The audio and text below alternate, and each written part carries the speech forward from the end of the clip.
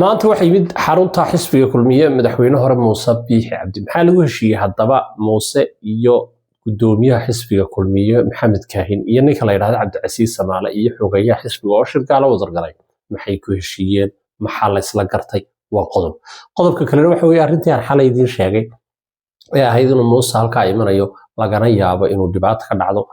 iyadna siday wax u dhaceen alxamdulillah waxyaabo fara badan waa fariinteeni dadkii way gaadhay waana laga badbaadiyay okay hadda waxaan doonaynaa wixii dhacay iyo sidii ay wax u dhaceen iyo waxa soo dhan ka hadbageeyo barnaamijka sheergalay la wadaag asxaabtada kuna soo birbireena bulshada YouTube Facebook iyo TikTok ee Dhigaal TV aan ku bilownaa xalay toona wax ka sii daayay in xaalad khatar ka jirto xisbiga kulmiye muran badan ka jiro Muuse Biixi uu tagayo laga yaabo in halkaasina ay isbaandhaaf iyo dhibaato ka iman karto sida awgeed waxaan ku wargeliyay dawladda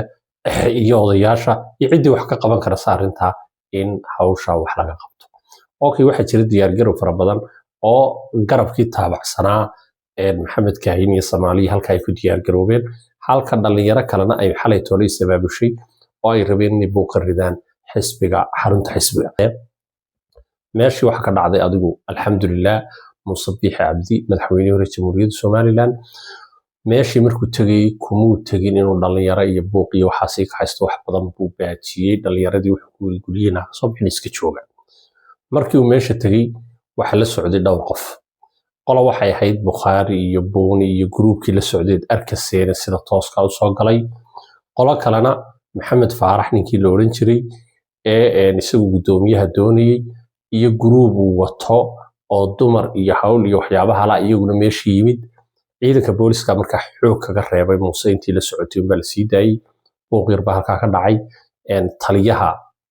barta jooga Cabdisalaam Diin Qale isagana dhaawac yar baa soo gaaray riix-riixiyo wax yar baaxiyo waxansa u badnayn groupka iyaga dibadda uu buuq yar ka dhacay muu badnayn waxbana saxaafadii waxaas may doobin alxamdulillah hawshu inta ka badan wadarkaseen dumar iyaguna qabanayeen saxaafada la hadlayo lahaa wala riix-riixiyo xoog baa lagu reebay waxyaabahaas adu mushkiladii aynu ka baqanay alxamdulillah dawladuna ciidan badan bay keentay Muuse Biixina ciidankiisi dibadda ayaa lagu soo reebay dadkii kalena dibadda laga reebay Muuse Biixi Maxamed Kaahin iyana meeshii wadiga arkay waxaad arkayseen waxyaabo kale weji dadab oo aad arkayseen in maaragtay ninkii loo oran jiray qodoxo kale in salaanta uu in badan ka sugay Maxamed Kaahin Cabdicasiis Samaale uu saa gacanta ku yiri oo salaam ma aanu ka qaadin dhanka kale waxaad arkayseen in Maxamed Kaahin lahaa salaanta ka qaad Muuse manad gira hadalla la isku tuurtuuray intaas waa waxay media ka arkanay shir baa la galay hadaba shirkii markii la galay albaabada la soo xidhay shirku wuxuu ahaa xogayaha xisbiga 1 gudoomiyaha xisbiga 2 gudoomiyaha ku-xigeenka koobaad ee xisbiga iyo madaxweyne hore Muuse Biixi dadkii kale markaa waa laga reebay ilaa hadda warcad oo arinta ka soo baxday ma jirin maxaa la doonay markaa Muuse Biixi garabkiisu waxay doonayeen in la diiwaan geliyo oo lagu daro kaarashoodii la siiyo golaha dhexe xaq u lahaayeen oo ay ka mid yihiin madaxweyne hore Muuse Biixi groupkii Mubaarak Taaniyo Booni iyo qodaxa la socday Bukhari Wedka Ali Waran Cadde ninkii la oran jiray Siciid Sulub groupkaas oo dhan in la siiyo kaarashoodii waa ilaa dad 720 lagu qiyaasayo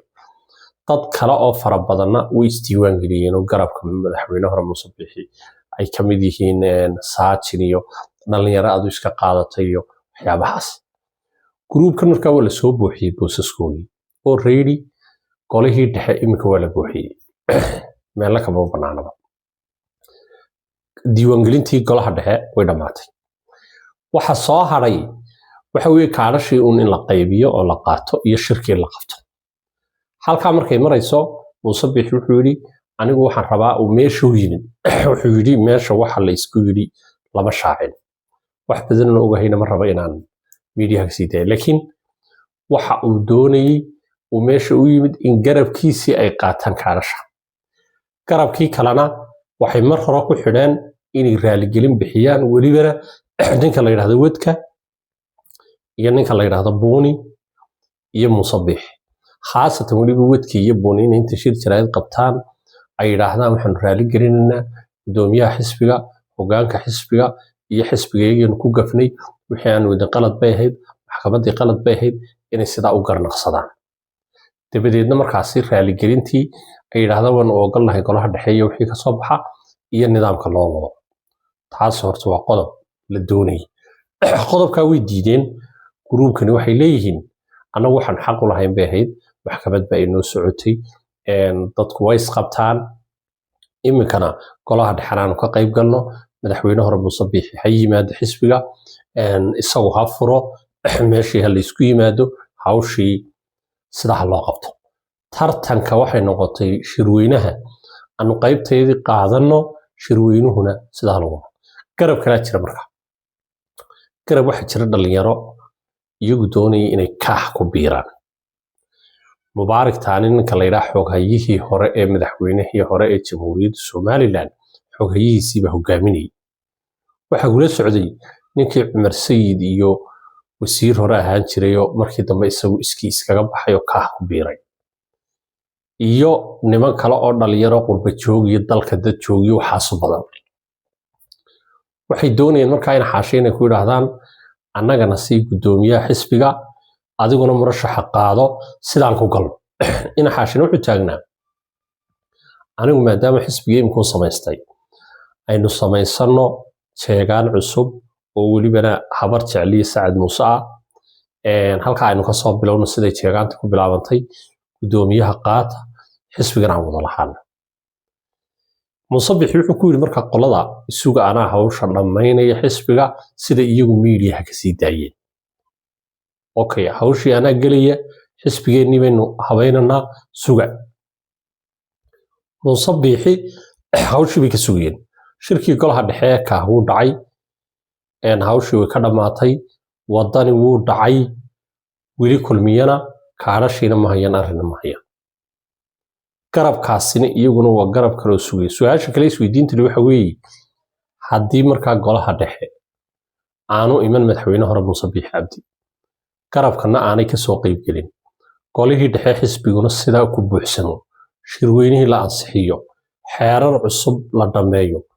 hadhow toole sida ay ku dhammaato maxay samayn doonaan gruubkan kale tusaale ahaan siyaasadooda mustaqbalka siduu ugu talin doonaan qodax sideebuu ugu talin doonaa ninka la yidhaahdo buuni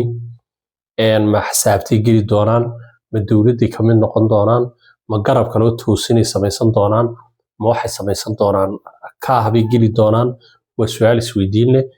oo ay aad u rajaynayaan labada xisbiye kale inuu khilaafkan sii xoogaysto